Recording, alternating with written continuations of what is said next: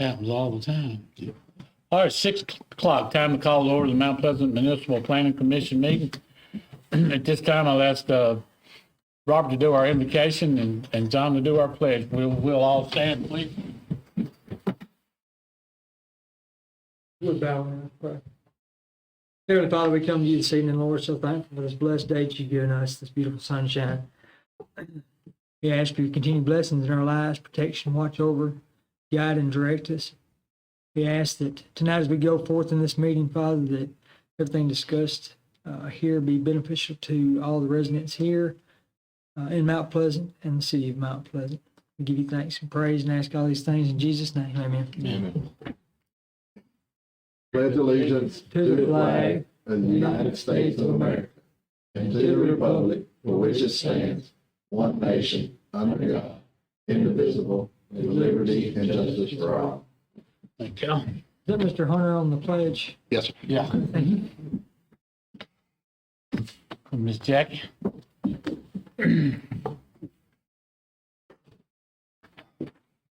Let our minutes reflect everyone that's present tonight for our meeting. Number 3 is approval of the agenda. Make a motion to approve the agenda. I have a motion Second. and a second. All those in favor? Aye. Opposed? Motion carries. Number 4, approval of meeting minutes, prior meeting, March 9th, 2021. Motion. I have a motion, A second. second. All those in favor? Aye. Opposed? Motion carries. Number 5, plat approvals. There are none, Chairman. Number 6, rezoning request. There are none. Number 7, annexation request. None. Number 8, site plan request. There are none. 9, old business. None. Number 10, I'll turn over to you at this time. Yes, sir. I'd like to thank all the members here for being present here tonight.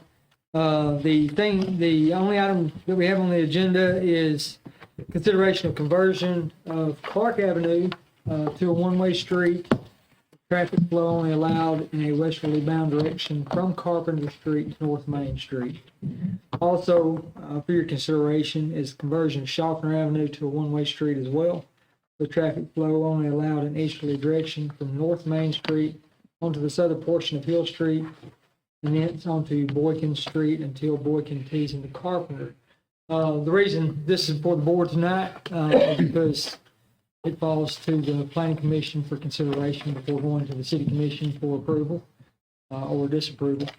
And it does affect transportation plan, which is governed by the Mount Pleasant Planning Commission as well as the City Commission. So that's the reason that both of these items are before the board tonight. We do have a copy of the MTAS study that was handed out to each of y'all in y'all's packets. I hope y'all got a chance to read it. It indicates the reasoning behind the need for the change in the flow of traffic from two-way to one-way street on both of those streets inside our city. It is up for discussion tonight. If you have any questions or anything, of course, Chief Hay is here. He can speak more directly to the MTAS study and the need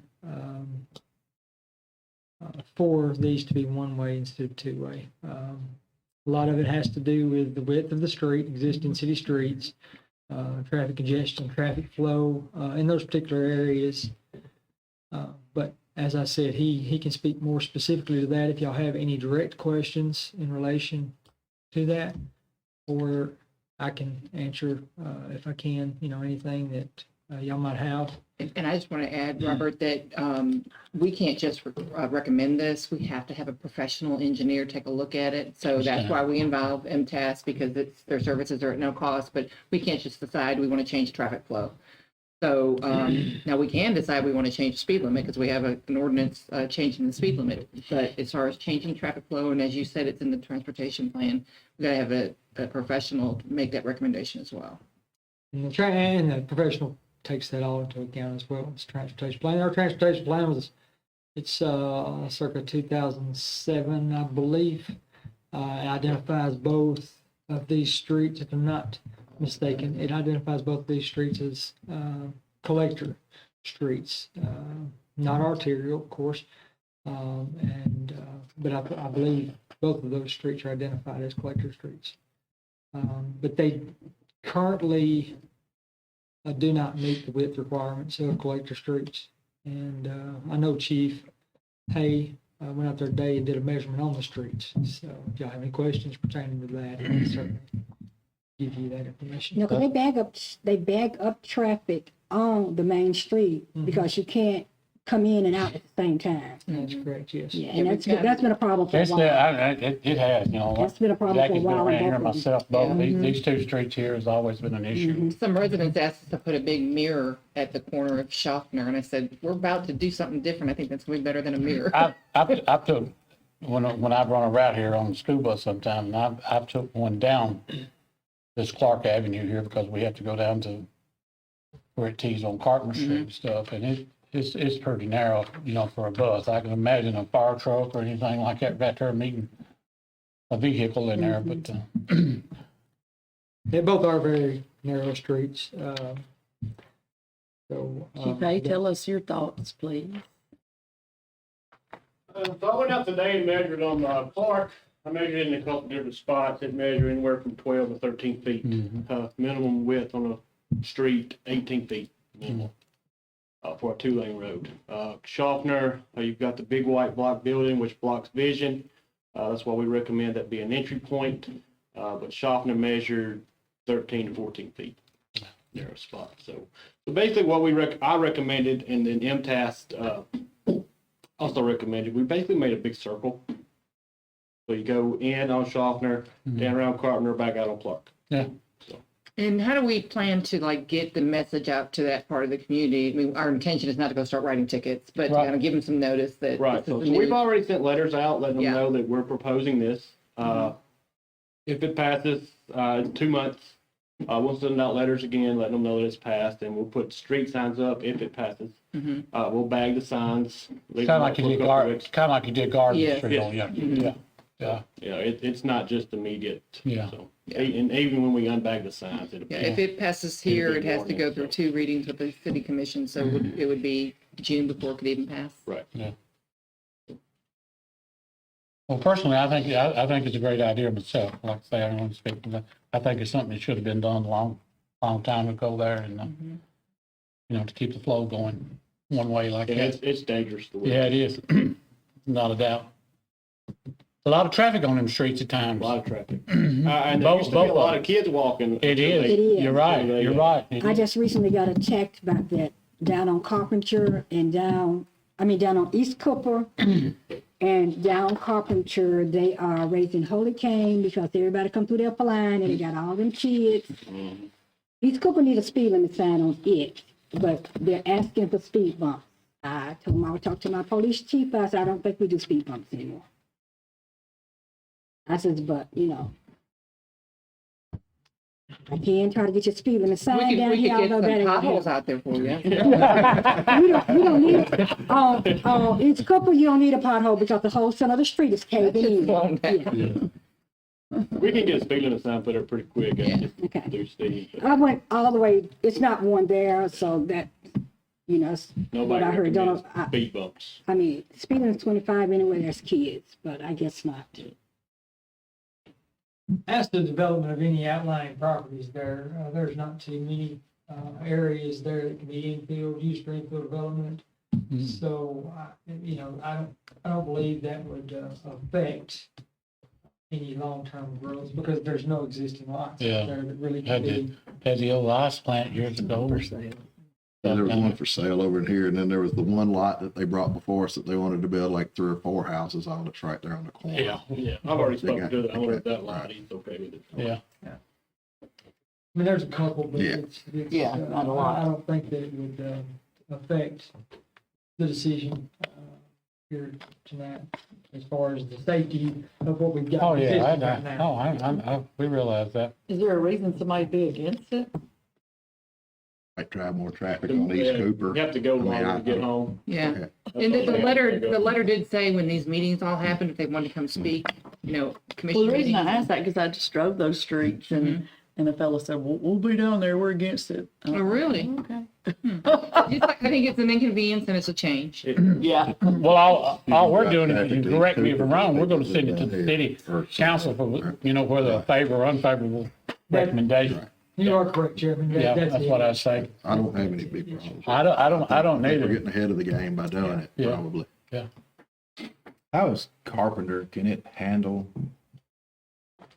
It's pretty narrow too, isn't it? No, Carpenter's regular width, No, it's Carpenter, actually a yeah. little wider than they. Yeah. Yeah. Sometimes there's cars parked on both Yeah, sides. now, Yeah, that, that's what that may be the issue with the cars parked there, but, Carpenter is actually a two-way. Decent size. You think something. Well, I was just asking because you said Clark is narrow. If you took, Trying to get a bus. you took Stockton back to That's why Carpenter you like Riverside. and you made Carpenter go Streets are wide south in Riverside. to Cooper, that would not put a lot of traffic on Clark Street. Carpenter's is wide enough for. But yeah, I was just talking about it's gonna make all these people that's on Softener go probably up to Clark. So it's gonna put Most of more. them come back out to Cooper. though. Cooper. Yeah, I was wondering if we ought to make that one way to keep them from. going Cooper's to actually Clark. closer than Clark. If you Yeah. go off of Yeah, Yeah. Crossing. yeah. Mhm. It's a big rock too, right there at Boykin or whatever, Yeah. that keeps a lot of people from turning back the other It's way. right here. We're coming. Mm-hmm. So we come down on Boykin right here, it's actually closer if you come down and go. Yeah. Cooper. It's safer to turn in Schaffner because of the fact that that block house is sitting there, That that big block garage, yeah, it the is block right on division the edge of coming the out, road. you can't see coming out. So it would be safer to do it that way. I mean, just from my point of view of looking at it, Yeah. and from living down there most of my life, yeah. Thank you, Chief Hayes. We appreciate it.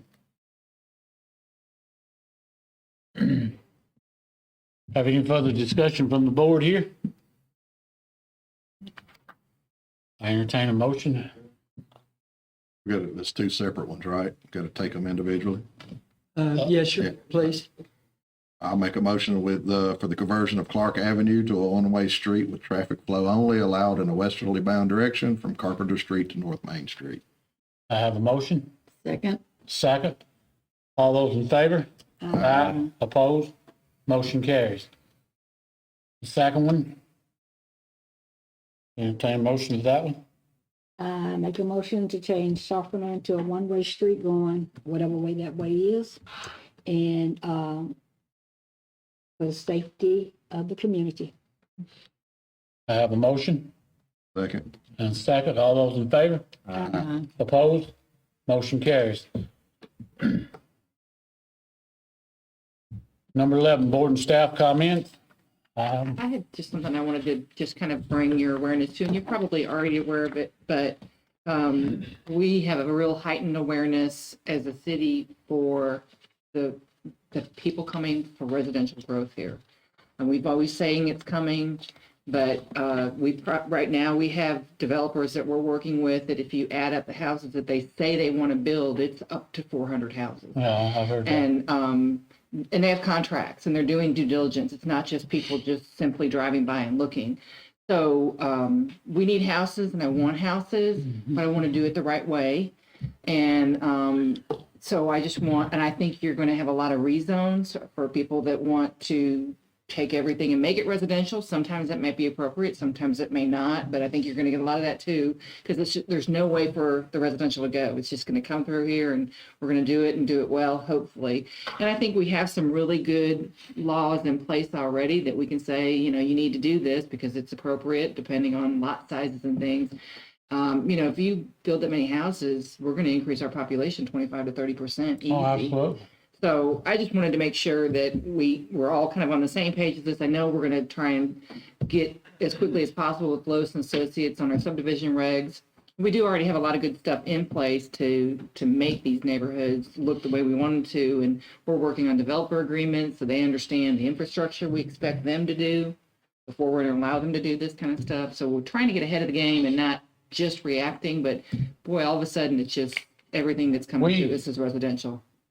We want to do it right. Yeah, absolutely. And like I say, I've been in this town all my life, and there was a time things wasn't done right Mhm. like that. It just, you come in and don't want, and that's what caused the city a lot of problems and stuff. Yeah. And let's do it right to start with. I mean. I'm excited about it. I just want to make Yeah. sure that we We do it right. Me We too. are, just to take off that right there. We are actually discussing at this point right now, updating our subregs, along with our construction specifications and, initiating a stormwater requirements ordinance. So there'll be 3 separate documents. What our plan is, just to keep y'all kind of in the loop, what our plan is to introduce them to the planning commission as 3 separate documents. And the reason being is because right now we've got subregs that are 300 something pages. They include the construction specifications. A lot of that can be pared down. And it keeps 3 different documents. So if a developer wants to see, they can look here, they can look here, they can look here, instead of combining all the documents and making it convoluted. So that's the kind of the direction we're headed as far as looking at staff is That's good. concerned. I think your office does a good job with that now and stand on top of it. And they will be brought before y'all, but right now we're just kind of in the beginning phases, and we're gonna fine tune what we need to do, and then we'll present it to the planning commission. Sounds like you're in a hurry. I know. Well, we've discussed that, and we've got a good, solid base for our subregs. There are, several items that can be tweaked, and that's what we're going to do to begin with.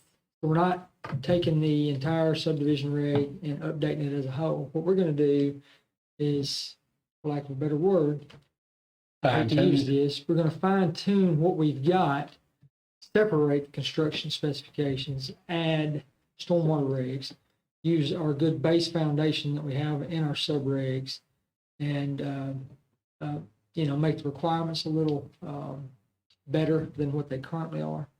And then in the future, after this, what we're going to do is go in there and just update the subregs as in totality, I guess is what I'm trying to say. So right now, we're placing a fix on something that we already have a good base on. Good deal. So, and Have y'all looked at doing an administrative review on certain items? we have, and that's going to be a part of the subregs that I think that's a good idea. I mean, I know Columbia does it, Murray Yeah. County does I'm it. not going to There's take some too. things you already can do. Yes, I'm not going to. I don't want to take too much out of the planning commission hands, but take for instance It's like a a- lot line a change. minor plat. Yeah, just So some of that stuff. two individual lots. Say somebody bought a extra size lot, and now they want to split it into 2. And in my opinion, there's no need for that to come before the planning Yeah, I commission. agree. Waste time. I agree. I think that could be administratively approved or disapproved, I agree. as long as it meets our subregs and our zoning ordinances. And you can always kick it back. I can at any time, Yeah. but right now we have verbiage in there that requires that to come to the planning commission. I do want to eliminate that simply That's a good because it's to be honest with you, it's a waste of your time, and it's something that can be handled in-house. And if it can't, I can always revert back to the planning absolutely. commission. So And it There's takes just- up too much of their time too, waiting to get. it does. I mean, you're looking at 30 days every time. So, but there's several things that we're looking at, and we'll be bringing that forward to y'all. I'm just going to reiterate what Ms. Collier said. You would not believe how many people I've talked to interested in residential development, and they have done their due diligence and are contractually tied to a lot of these large acre tract lots that we have here in Mount Pleasant. So there's development coming, and I think we have a good board in place, and we've got good regulations in place, and we're going to make sure that those standards are upheld That's what we need to as we do. move forward. So just as long as kind of everybody's aware of what's been going on, and you will have at least, well, right now you'll have 2 rezones coming before you next month, and it's going to be about 4 items on the agenda for next month, but definitely 2 rezones, and one's going to involve more than just one lot. I've seen it before, but it's for residential development. Everybody's wanting residential development, you can't find it anywhere. And if you do find it, what you're running into is extremely high prices. I can imagine. And, that's, developers are coming here in Mount Pleasant, so. But that's it. Thank you for listening. Any other comments from the board of the staff? No citizens comments, and I didn't see nothing. And I'll get the paper for you. All right, I hear a motion for adjournment. All right. All right. And I'll second. thank you, sir.